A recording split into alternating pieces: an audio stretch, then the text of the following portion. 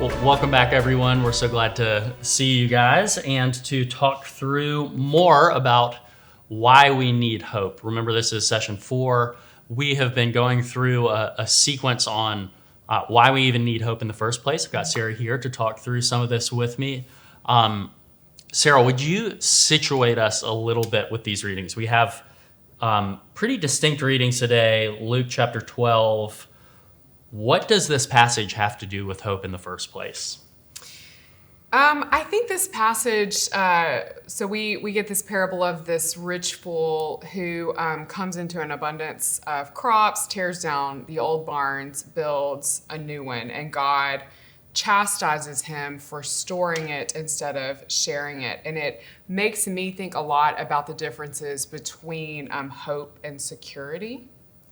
So yeah, what is the difference between hope and security? It makes me think a little bit. My best friend from Ole Miss, her mother used to always say that money can't buy happiness, but it can make life easier.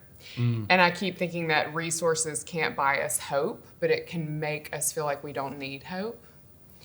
When things are really good, it feels sometimes like hope is not necessary. And I think Jesus is trying to tell us here that all of these worldly things will run out on us. And I think while this is a hard thing to hear, it's a very pastoral thing to hear and a true thing to hear, because hopefulness and trust are the ways that we come to know Jesus. And sometimes that is when we come to the end of our resources, emotional or otherwise. I do want to say just a word of grace. I think it's really easy for us to be swept up into this idea that we need to be secure. I long for security, I long for security for my children. I spend a lot of money on things that make me feel secure. Yeah, and I mean, so does this guy. Look at him. He builds an extra barn. Right. It literally says, he says, I have ample goods laid up. Let's relax, eat, drink, be merry. Right. I mean, that sounds like the good life. That sounds like the good life, yeah. My brother always says the goal is to just have a lazy river. So, I think that's like a really natural inclination for all of us. Yeah. So why doesn't that work, though? Because I think, and we know people like this, right? They get to that sense of security and there's still this longing there. There's this emptiness there because there's just a gaping hole when we don't have hope. And hope has to come from outside of us. It has to come out from outside of the resources we sort of try to create for ourselves. Yeah. Okay, so talk about the next reading from Habakkuk, which is probably not your favorite. Right. Many of you maybe have not, but just tell us, prep us on the... It is beautiful because the writer talks about how he has nothing, but he will rejoice in God being his savior. And for those of us who have a lot, I think that's really hard to wrap our brains around. Can we cultivate the spirit of God when we feel like we have so much abundance? Yeah. How do you do that? Right. I think that's I absolutely think you can. But I do want to start. One thing that's very interesting to me is often for those of us that have a lot of resources, we will look at people, especially financial, we will look at people who don't and feel like they must feel hopeless and they must feel impoverished. And I think that's a mistake. There's a poet I love, Nikki Giovanni, and she writes about growing up as an impoverished kid on the south side of Chicago. And I wrote this line down because I love it. She said, "It's hard to explain what it's like to get your bath from one of those big tubs that folks in Chicago barbecue in." And she's talking about just the joy of growing up that way. And so I think, while we don't want to sort of raise impoverished people up as always perfect, they don't have any problems. I think it's also worth listening to these voices that tell us, there's hopefulness there. Now, for us, for people that have resources, I think this can be a really scary passage. Yeah. What does this mean for us? That we don't have to worry about a grocery bill. We don't have to worry about, buying our kids a pair of shoes. Where do we find our hope?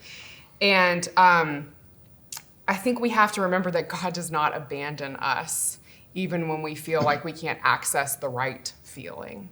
Yeah. So considering these passages,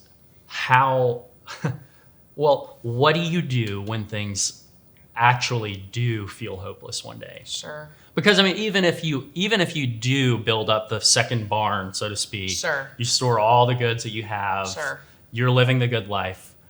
I mean, clearly Jesus is saying like that isn't. If you trust that, it might not. It's not going to last. Right. It's not going to last. Right. So, what do you actually do as someone who is a person of abundance, perhaps? Mm-hmm. What do you do when things suddenly feel completely hopeless? How do you get it?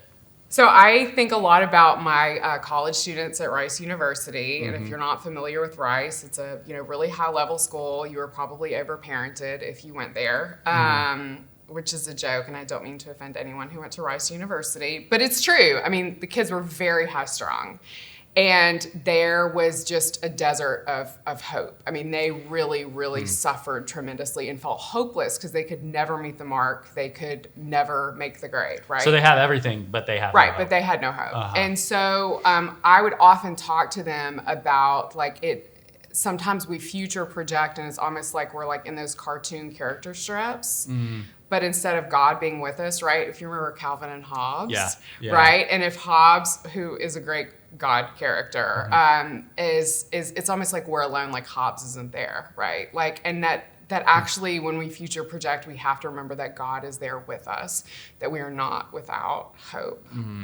And the other thing I say to people, and I say to myself when I'm feeling really hopeless, is I actually need, and this sounds crazy, I think our inclination when we feel hopeless is to sit on our couch and stare at our phone or watch one show after another. I'll do that. Sure. And I mean, it happens. Yeah. But I think sometimes what we actually need to do is go and be of service, which is a great phrase we get from our AA brothers and sisters, but be in service to people who have less hope than we do even. So I think about, when I used to be a hospital chaplain, I would just walk the halls of the children's hospital. I think about going to sit in an AA meeting, whether you have a complicated relationship with alcohol or not. It's a great place to hear stories of hope. I think about just going and sitting on the back of, a church pew and crying. Like, these are places where we are going to meet fellow travelers struggling with hope, and those are the precise places that God will meet us with hope. So as a final takeaway, why do we need hope? I mean, I think for me, having experienced great tragedy, it's sort of the only reason I can get out of bed in the morning sometimes. And a lot of people don't have that experience, but a lot of people will have it. They will. Yeah. And once you do, it's like... actually, like probably 100% of them will. 100%. Yeah. Right. It's this hope in the love of God for me, this hope in the love of God for my children when they're annoying me, or for my husband when he hasn't unloaded the dishwasher, whatever. It's this hope that God has placed in my life that helps me to keep going. Great. I love it. Well, thanks so much, Sarah. Sure. Well, thank you for joining us and learning more about why it is that we need hope. And I look forward to seeing you guys again in the next session. We hope your discussion is rich. We'll see you next time.